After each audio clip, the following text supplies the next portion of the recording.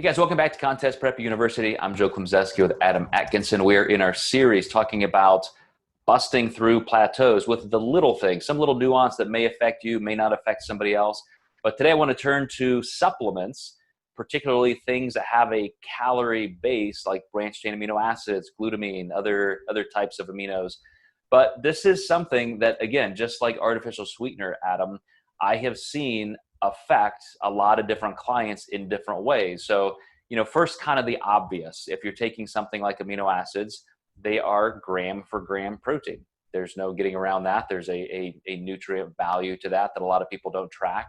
And some people ask me if they should track it, and 5 grams here, 5 grams there. It doesn't seem like a big deal, but a lot of people end up getting 25, 30, 50 grams from this throughout the day. So how do you approach that with your clients? Yeah, I usually tell my clients their first scoop is free with the aminos. Anything after that, you need to, track for sure. That is a good selling point for See You Later Leaner. It really is. You get your first scoop of branched chain aminos free with Coach Adam. It's a nice addition to the business for sure. But it is one of those things. People, I used to see this all the time. People would get into peak weeks with other coaches, and they would do the 2 gallons a day and then taper the water back. And I saw all these competitors. Well, if I'm drinking this much water, I'm gonna make it taste better by putting aminos in it, and it just usually makes them really gassy, bloated.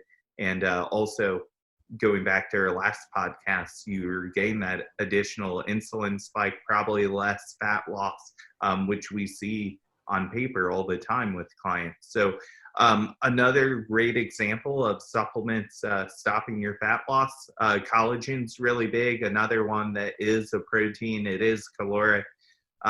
You should be tracking your fish oils. They're fat. So that could account for some of your fat grams a day. CLA is another big one, a fat that helps you lose fat, apparently. But clients are taking those 3 or 4 times a day.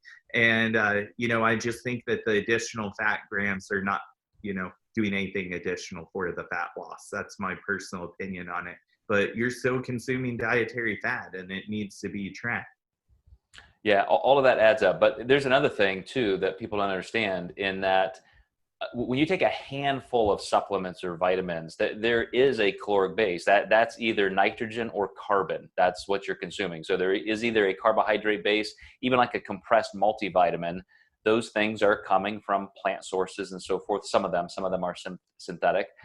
But again, maybe a couple calories, maybe 5 calories or so per capsule or tablet. But I will say that there are supplement companies out there that are very boutique. So it's not like you're just buying these things at GNC, but you end up just kind of consulting with these companies, and they say, oh, take this, and this together. And they have their protocols and their bundles and their kits. And for these particular supplement companies, I recognize them instantly with what a client tells me that they're consuming, because the supplement lists are always this long. And those clients are the ones who really have a tough time losing, because their stomach is rattling all day with pills and capsules. And I've told them, look, you could take the time to have those analyzed, through a calorie spectrometer or something like that. But I'm just telling you right now, you're probably getting a couple hundred calories a day through that much supplementation. And even so, even when these things are supposed to be fat loss aid type supplements and so forth, as soon as I reduce them down to maybe next to nothing, just as a test, they all of a sudden start losing body fat like that. Yeah, same here.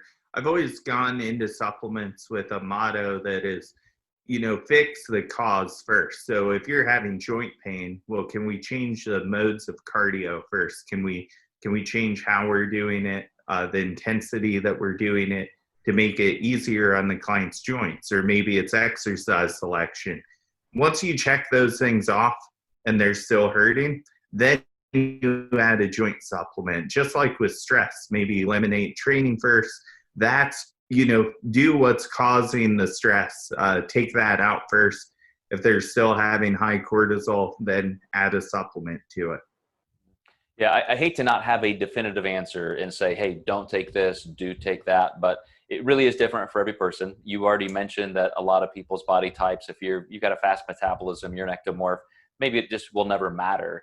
But to some people who are really bumping up against a plateau and it seems like everything else is working, these are some places to really look. Yeah, absolutely. All right, guys. Well, we're going to hit you back with the third episode coming up. So stay tuned, and we're going to dig into a few more little anecdotal things that will probably help you out.